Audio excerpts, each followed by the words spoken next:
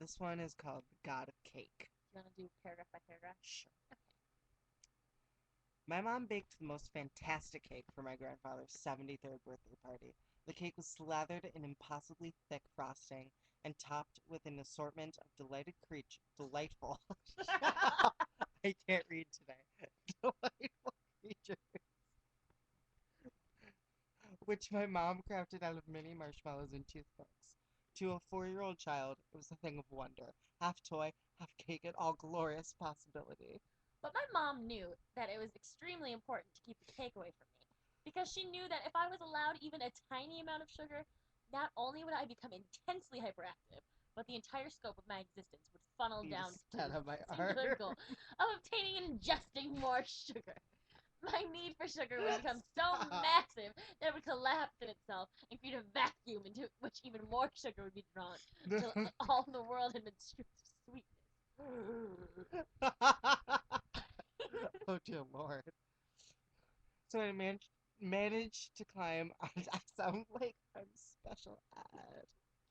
Sorry about your special edness. So when I managed to climb onto the counter and grab a handful of cake while my mom's back was turned, an irreversible chain reaction was set into motion. This is for Grandpa, not for you. Cake. Cake. Cake, cake, cake. Cake, cake, cake, cake, cake, cake, cake. God damn it. There's so much cake going on. Granted. Cake. Cake. I Oh, cake is the only thing that matters. had tasted cake, and there was no going back. Oh My God. tiny body had morphed into a writhing mass of pure tenacity Oh encased in God. a layer of desperation. I know how that I would is. eat all of the cake, or I would evaporate from the sheer power of my desire to eat it. Keep going. My mom had prepared the cake early in the day to get the task out of the way. She thought she was being efficient, but really she had only ensured that she would be forced to spend the whole day protecting the cake from my all encompassing need to eat it. I followed her around doggedly, hoping that she would set the cake down for a moment. Stop it. Ah, ah. My mom quickly tried. I can't read today. My mom, quickly tired of having to hold the cake out of my reach, she tried to hide the cake. What? Okay, I Nothing. thought you were trying to tell me something.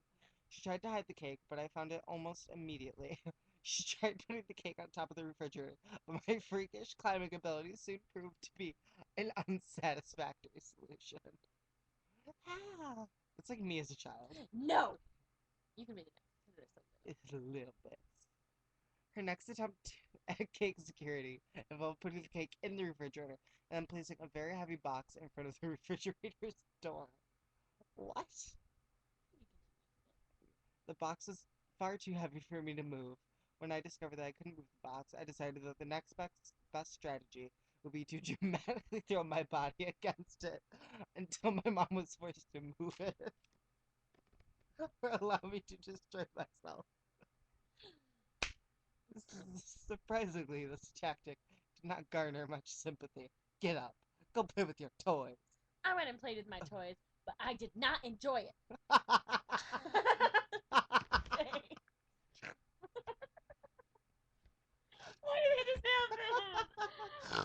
Stop!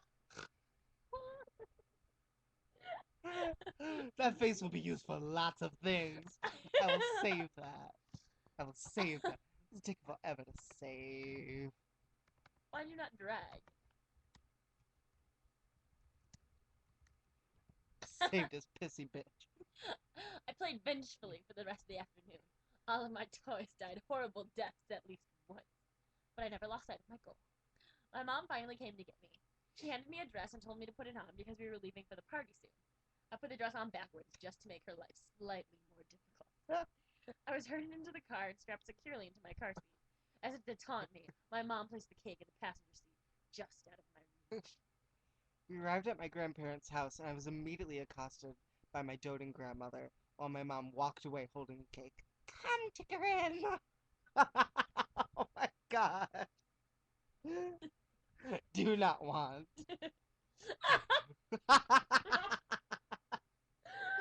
These pictures make my life. Are you gonna read that or me? Oh, I'll I'll be illiterate again. I could see my mom and the cake disappearing into the hallway as I watched helplessly, Most most helpless. helpless. I struggled against my grandmother's loving embrace, but my efforts were futile. I heard the sound of a door shutting and then a lock sliding into place. My mom had locked the cake in the back bedroom. How was I going to get it now? Oh, Oh, my life was so difficult. most difficult. I hadn't yet learned the art of lock picking. I wasn't nearly strong enough to kick the door in. It felt as though all my life's aspirations were slipping away from me in a landslide of tragedy. How could they do this to me? How could they just sit here placidly as my reason for living slowly faded from my grasp? I couldn't take it. My little mind began to crumble. And then, right there in my grandmother's arms, I lapsed into a full scale psychological meltdown. My collective frustrations burst forth from my tiny body like bees from a nest that just been pelted with a rock. It was unanimously decided that I would need to go play outside until I was able to regain my composure and stop yelling and punching. I was banished to the patio, where I stood peering dolefully through the sliding glass door, trying to look as pitiful as possible. Oh, we still We're got a still while. going. Still going. I knew the cake. Wait. I knew the cake was locked securely in the bedroom, but if I could just get them to let me inside, maybe. Maybe I could find a way to get to it. After all, desperation breeds ingenuity. I could possibly build an explosive device or some sort of pulley system. I had to try. But at that point, my only real option was to manipulate their emotions so they'd pity me and willfully allow me to get closer to the cake. When my theatrics failed to produce the desired results, I resorted to crying very loudly, right up against the glass. That picture is so sad. I carried on in that fashion until my mom poked her head outside and, instead of taking pity on me and warmly inviting me back inside as I had hoped, told me to go play in the side yard because I was fogging up the glass and my inconsolable sobbing was upsetting my grandmother. I trudged around to the side of the house, glaring reproachfully over my shoulder and thinking about how sorry my mom would be if I were to die out there. I think about that all the time. I just wish she would have listened. She'd wish she had given me a piece of cake, but it would be too late. God, I swear I'll give her a piece of cake if you just bring her back. My poor baby. But as I rounded the corner, the personal tragedy I was constructing in my imagination was interrupted by a sliver of hope. Just above my head, there was a window. On the other side of that particular window was the room in which my mom had locked the cake. The window was open. The window was covered by a screen, but my dad showed me how to remove a screen as a preemptive safety measure in case I was trapped in a fire and he couldn't get to me and I turned out to be too stupid to figure out how to kick in the screen to escape death by burning. I clambered up the side of the house and pushed the screen with all my strength. It gave way and suddenly, there I was, mere feet from the cake. What is that word? Unimpeded. I thought so, but I was not sure. Unimpeded by even a single obstacle. I'm just gonna finish. That's what she said. That was so dirty. I couldn't fully believe what had just occurred. I crept slowly, reverently, toward the cake, my body quivering with anticipation. My body is ready. Oh, it is ready, all right. It was mine. All mine. I ate the entire Oh cake. God. Oh my lord. At one point, I remember becoming aware of the oppressive fullness building inside of me. But I kept eating out of a combination of spite and stubbornness. No one would tell me not to eat an entire cake. Not my mom, not Santa, not God, no one. I would eat cake whenever I damn well pleased. It's my cake and everyone would go fuck themselves. Saucy for a Ooh. 4-year-old. Meanwhile, in the kitchen, my mother suddenly noticed that she hadn't heard my tortured sobbing in a while. She became concerned because it was unusual for my tantrum to stop on their own like that. So she went looking for me. When she couldn't find me anywhere, she finally thought to unlock the bedroom door and peek inside. And there There I I was.